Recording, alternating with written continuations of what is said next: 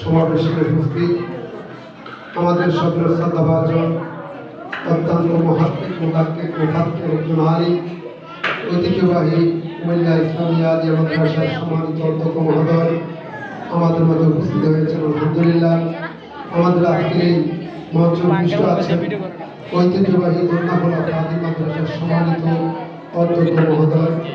উপস্থিত আছেন আমাদের এই মাদ্রাসার যিনি প্রতিষ্ঠা লগ্ন থেকে এ পর্যন্ত শ্রম দিয়েছেন, তিনি প্রতিষ্ঠাতা আমাদের সবচেয়ে কাছের জনাব আব্দুল মান্নান হুজুর। এতক্ষণ যিনি মোহতারাম কথা বলেছেন অত্যন্ত আমাদের মোশাররফ হুজুরের শ্বশুর বিপ্লব ভাই সহ অত্র মাদ্রাসার শিক্ষকবৃন্দ আছেন, সুরজ ভাই, অভিভাবক আমার মা এবং বোনেরা। আসলে আমি দেখতে পাচ্ছি একটা চরিত্র আনন্দিত অভিভূত বাবার থেকে মায়েরা অনেক আগামী। যেমন আমরা এই সমাবেশে আমাদের বাবার চাইতে মায়েদের উপস্থিতি বেশি, ঠিক কিনা কথা বলুন? আমাদের মায়েদের আমার আগে যিনি কথা বলেছেন সুন্দর কথা বলেছেন যে একটি মায়ের পারে একটি বাচ্চাকে সুন্দর আদর্শ শিক্ষা পারে, সেজন্য মা যত পারদর্শী হবে বাচ্চা তত এগিয়ে যাবে। এই জন্য আমি সকল মা বোন যারা এসেছেন আমরা সকলেই এলাকা, তাহলে এখানে একটা যে দিন আছে কিনা মা বোনের জন্য অবশ্যই দরকার আছে। অনেক দূরের প্রতিষ্ঠান আপনার বাচ্চাদের যেতে অনেক সমস্যা হবে, রাস্তাঘাটের বিভিন্ন সমস্যা, এটা একদম কাছে আপনাদের পাশাপাশি প্রতিষ্ঠান। আর একটি প্রতিষ্ঠান যদি কাছাকাছি থাকে এটা এলাকার জন্য অনেক কি হয়, সুনাম হয়, এলাকার জন্য অনেক গর্বের বিষয়।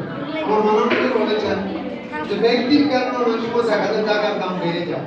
আপনার এখানে একটা সুন্দর প্রতিষ্ঠান হলে এটা আপনার জন্য আপনার নিজের জন্য উপকার, বাচ্চার জন্য উপকার, এলাকার জন্য উপকার।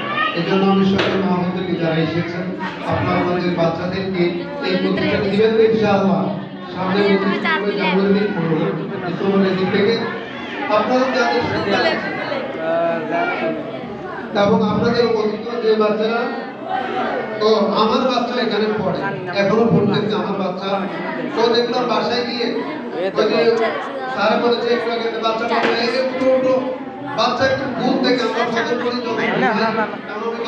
আমি করে এসেছি প্রায় 12:30টার পরে, ওগুলো ডাকতে উঠেই আমি তাড়াতাড়ি বাচ্চা একবার ফজরের পরে ডাকাডাকি শুরু করে দেয়।